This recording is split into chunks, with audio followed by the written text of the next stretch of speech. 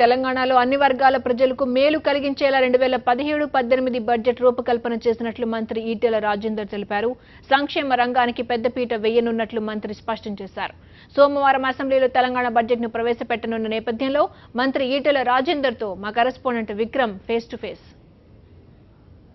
తెలంగాణ ప్రభుత్వం 2017-18 ఆర్థిక సంవత్సరానికి సంబంధించిన బడ్జెట్ రూపకల్పన కసరత్తు పూర్తయింది. ఈ నేపథ్యంలో మరికొన్ని గంటల్లోనే బడ్జెట్ను ప్రవేశపెట్టనున్నారు. ఈ బడ్జెట్ ప్రత్యేకతలు ఏమిటో ఆర్థిక శాఖ మంత్రి ఈటెల రాజేందర్ గారు మనతో పాటు ఉన్నారు. వారిని అడిగి తెలుసుకునే ప్రయత్నం చేద్దాం. సార్ చెప్పండి, ఈసారి బడ్జెట్ ప్రత్యేకత ఏంటి?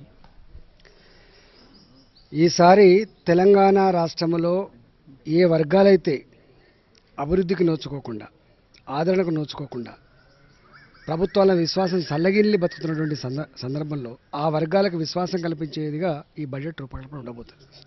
రెండవది, ఇవాళ వృత్తులు అనగానే ఏదో పనికిమాలిన పద్ధతి కాకుండా వృత్తులలో కూడా సర్వీస్ ఓరియంటెడ్ వృత్తులు ఉంటాయి, అసెట్స్ క్రియేట్ చేసే వృత్తులు ఉంటాయి. వాటికి ఇంతవరకు ఎవరు సపోర్ట్ చేయలే. ఇలా తెలంగాణ రాష్ట్ర ప్రభుత్వం బాధ్యత బడ్జెట్లో కేటాయింపులు చేసుకొని సర్వీస్ ఓరియంటెడ్ వృత్తులకు అండగా ఉంటుంది, అసెట్స్ క్రియేట్ చేసే వృత్తులకు అండగా ఉంటుంది. ఇలా ఒక్క మాటలో చెప్పాలంటే ఇది ఈ దేశ చరిత్రలో, ఈ దేశ చిత్రపటం మీద ఒక గొప్ప ఆవిష్కరణగా మేము భావిస్తాను. సార్, ఎంబీసీ కార్పొరేషన్ ఏ విధంగా ఉండబోతుంది? మోస్ట్ బ్యాక్వర్డ్ క్లాసెస్ ఏవైతున్నాయో ఇప్పటివరకు అధికారాన్ని నోచుకోలే వాళ్ళు, అభివృద్ధికి నోచుకోలే వాళ్ళు పట్టించుకునే నాదు లేడు. ఇలా దాదాపు 40-50 కులాలు ఉన్నాయి కాబట్టి అలాంటి వాళ్ళు ఎక్కడెక్కడ ఉన్నారు, ఎన్ని కుటుంబాలు ఉన్నాయి, వాళ్ళకు ఏం నైపుణ్యం ఉంది, ఏం సపోర్ట్ చేస్తే వాళ్ళు బాగుపడతారో అవన్నీ ఐడెంటిఫై చేసుకొని చేయబోతాను. దానికి ఒక 1000 కోట్ల రూపాయలు కూడా మేము కేటాయించబోతున్నాం. సార్, ఎస్సీ/ఎస్టీ నిధులు, సప్లాన్ నిధులు పక్కదారి పడుతున్నాయని విమర్శలు ఉన్నాయి. దీని మీద మీరేమంటారు సార్? అసలు చట్టం వచ్చింది, చట్టం వచ్చిన తర్వాత తెలంగాణ వచ్చింది, చట్టం వచ్చిన తర్వాత తెలంగాణ వచ్చింది. కొంత వాళ్ళకు అపోహ ఉన్నమాట వాస్తవం, కొంత దారిమళ్ళిన మాట కూడా వాస్తవం కావచ్చు.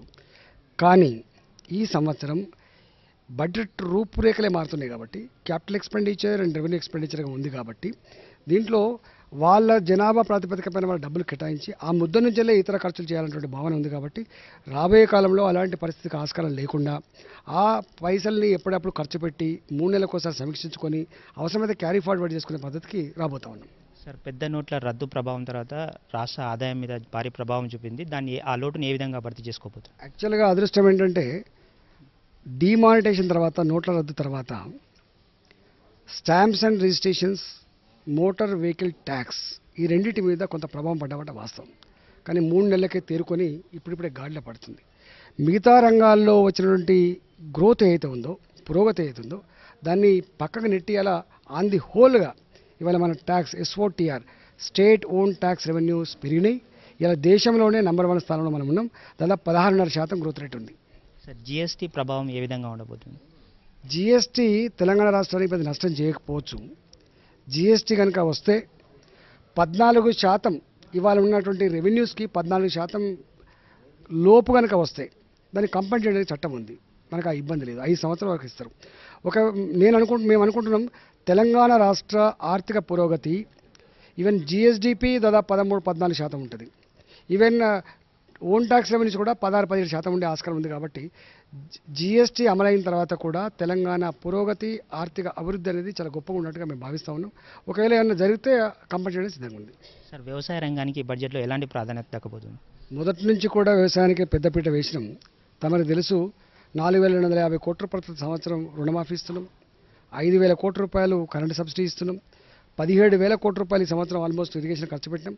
అంటే ఆల్మోస్ట్ నీకు 9 + 17 26,000 కోట్లు దీనికే, ప్లస్ అగ్రికల్చర్ దాదాపు 30,000 కోట్ల రూపాయలు ఈ బడ్జెట్లో ఈ చిన్న రాష్ట్రంలో ఖర్చు పెట్టినటువంటి ఏకైక రాష్ట్రం కూడా ఇదే అనుకుంటున్నాను. నాకు తెలిసి దేశంలో ఏ రాష్ట్రం కూడా ఖర్చు పెట్టలే. ఎందుకు? ఇలా అది బాగుపడకుండా గ్రామీణ ఆర్థిక వ్యవస్థ బాగుపడదు కాబట్టి, కరువున్న సంవత్సరం చూసినాం, కాలమైన సంవత్సరం చూసినాం కాబట్టి దాని ఇంపాక్ట్ ఏందో తెలంగాణ ఎదుర్కొన్నది కాబట్టి దాని ఆనవాళ్ళు మార్చాలనేటువంటి సంకల్పంతో ఇరిగేషన్కి, ఇలా రైతు రుణమాఫీకి, అదేవిధంగా కరెంటు సబ్సిడీకి ప్లస్ అగ్రికల్చర్కి మళ్ళీ పెద్దపీటని వేస్తాం. సార్, చివరిగా 2017-18 ఆర్థిక సంవత్సరం బడ్జెట్కు సంబంధించి సబ్ క్యాప్షన్ ఏమి ఇవ్వబోతున్నారు సార్? ఇది అన్ని వర్గాలకు తృప్తినిచ్చే, అన్ని వర్గాలకు విశ్వాసం కలిగించే బడ్జెట్ లాగా ఈ రాష్ట్రం సమగ్ర అభివృద్ధికి బాటలు వేసుకునేటువంటి బడ్జెట్గా ఉండబోతుంది. మొత్తం మీద 2017-18 బడ్జెట్ సమగ్ర అభివృద్ధికి రాష్ట్ర అభివృద్ధికి తోడ్పడే విధంగా ఉంటుందని చెప్పి రాష్ట్ర ఆర్థిక మంత్రి ఈటెల రాజేందర్ చెప్తున్నారు. వీడియో జర్నలిస్ట్ సుధీర్తో విక్రమ్, సాక్షి టీవీ, హైదరాబాద్.